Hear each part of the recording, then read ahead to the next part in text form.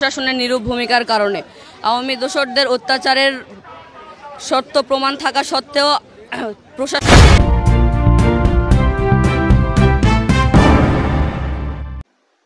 প্রিয় দর্শক, আসসালামু আলাইকুম। আপনারা যেখান থেকে দেখছেন প্রত্যেককে শুভেচ্ছা অভিনন্দন। দর্শক, আপনারা দেখছেন ইউটিউব চ্যানেল খবর টিভি। প্রিয় দর্শক, আমাদের কমলমতি শিশুদের উপর ভর করেছে জামায়াত শিবির, জঙ্গি এদের প্রেতাত্মা। এরা বছরের প্রথম দিন বই না পেয়ে আন্দোলন করার কথা ছিল সরকারের বিরুদ্ধে, অথচ এরা আন্দোলন করছে আওয়ামী লীগের বিরুদ্ধে। আওয়ামী লীগকে গ্রেফতার কেন করে না? আওয়ামী লীগকে কেন জামিন দিচ্ছে? আওয়ামী লীগ কিভাবে রাস্তাঘাটে ঘুরে বেড়ায়? এই নিয়ে তারা বিক্ষোভ মিছিল করছেন। জয়পুরহাটের আপনার ডিসি অফিসের তারা ঘেরাও কর্মসূচি পালন করছেন আমাদের ছোট ছোট কমলমতি শিশুরা। অথচ আওয়ামী লীগ আমলে বছরের প্রথম দিনই আমাদের কমলমতি শিশুরা বই পেত। এই বছর কিন্তু তারা বইও পাননি। তো সেইটার প্রতিবাদ না করে তারা এখন আওয়ামী লীগের বিরুদ্ধে মাঠে নেমে আছে। আসলে প্রকৃতপক্ষে ওরা মাঠে নামছে না, ওদেরকে জামায়াত শিবির, জঙ্গি ওরা কিন্তু ওদেরকে মাঠে নামাচ্ছে। এবং যে সমস্ত বিদ্যালয়ের শিক্ষকরা রয়েছে তাদেরকে প্রেসার কিক করে এই সমস্ত শিশুদেরকে এখন মাঠে নামানো শুরু করেছে। এই শিশুদের ভবিষ্যৎ কোন দিকে যাবে কেউ কি বলতে পারবে? আমরা শিশুদের ভবিষ্যৎ অনিশ্চয় দেখছি। কারণ হচ্ছে প্রতিনিয়ত কলেজ ভার্সিটিগুলোতে যা হচ্ছে সেটি সারা বাংলাদেশের মানুষ সহ পৃথিবীর মানুষ দেখছে। এখন লেখাপড়া তো নাই, প্রতিনিয়ত এখন ভাগ বাটোয়ারা হলে তাদের মধ্যে সংঘর্ষ চলছে, কমিটি নিয়ে মারামারি চলছে। দর্শক, আগে আমরা দেখতাম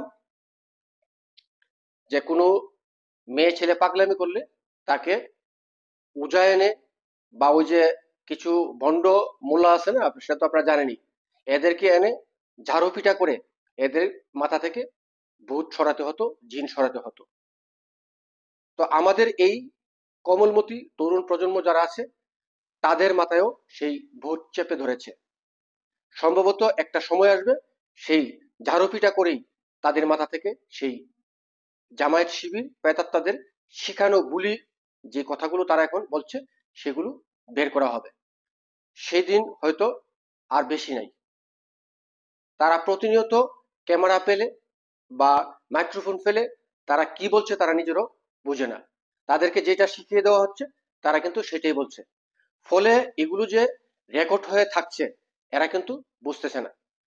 ধরুন আওয়ামী লীগের নেতাকর্মীরা যে সমস্ত অপরাধ করেছে সেই সমস্ত অপরাধের অনেক রেকর্ড কিন্তু সোশ্যাল মিডিয়াতে রয়েছে, জমা রয়েছে। ফলে এদেরগুলো কিন্তু এখন সেভাবেই জমা থাকছে। পুলিশ প্রশাসনের নীরব ভূমিকার কারণে আওয়ামী দোসরদের অত্যাচারের সত্য প্রমাণ থাকা সত্ত্বেও প্রশাসন নীরব ভূমিকা পালন করছে।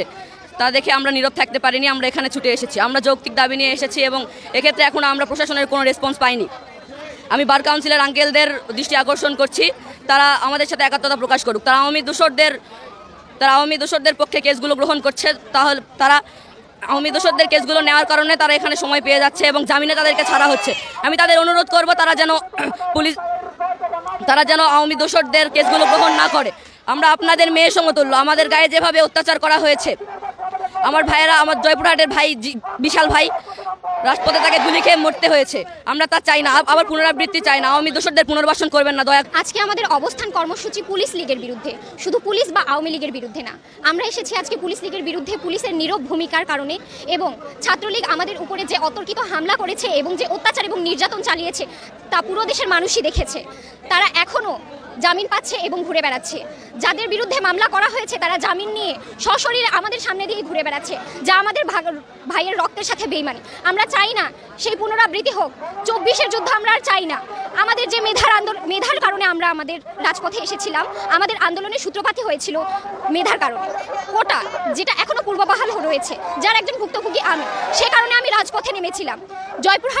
জয়পুরহাটে আমাদের একজন বিপ্লবী ভাই, সহযোদ্ধা ভাই, বিশাল ভাই, যিনি নিহত হয়েছেন পুলিশের গুলিতে, তারপরেও এখনো পর্যন্ত তার কোনো সুষ্ঠু বিচার হয়নি। পুলিশের এই নীরব ভূমিকার কারণে আমরা আজকে এসপি অফিসের সামনে অবস্থান কর্মসূচি পালন করেছি এবং এখন আমরা এসেছি বার কাউন্সিলের সামনে। আমরা বার কাউন্সিলের সকল সদস্যদের দৃষ্টি আকর্ষণ করছি এবং আমরা চাই যেন তারা আওয়ামী লীগ দোসরদের কোনো কেস গ্রহণ না করেন, যেন তাদেরকে জামিনের ব্যবস্থা না করে দেন। তারা আমাদের সাথে ছিলেন এবং আমরা চাই ভবিষ্যতেও যেন তারা আমাদের সাথে থাকেন এবং আমাদের সুষ্ঠু এবং ন্যায় বিচারে আমাদের যেন সহায়তা করেন। ধন্যবাদ।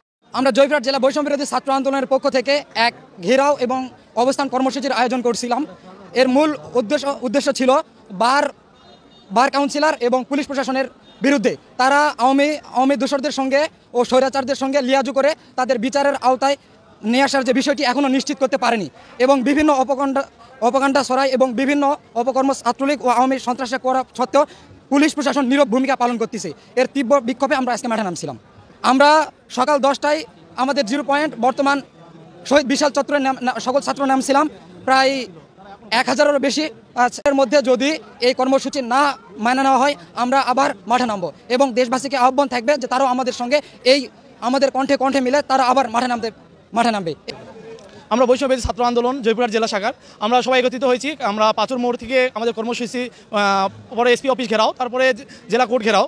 আমরা আমাদের যে দাবিগুলো ছিল 9টা দাবি, এই দাবিগুলো আমরা অতি শীঘ্রই আপনারা আমাদের মানবেন এবং বাস্তবায়নের প্রতিশ্রুতি দেখতে চাই। আর বিশেষ করে একটি আমি কথা উল্লেখ করতে চাই যে জুলাই আগস্টে আমাদের ছাত্র জনতার উপর যে পুলিশ বাহিনী হামলা করছিল, সেই পুলিশ বাহিনী জেলা প্রাঙ্গণে এখনও আছে, যারা এই দেশ আপনার জেলাতে আছে, উপজেলাতে আছে, উপজেলা পর্যায়ে আছে। আমরা এই দ্রুত যে পুলিশ বাহিনী যারা অবহত আছে, মানে আন্দোলনের সাথে ছিল, এখনও যারা বহাল আছে, তাদের দ্রুত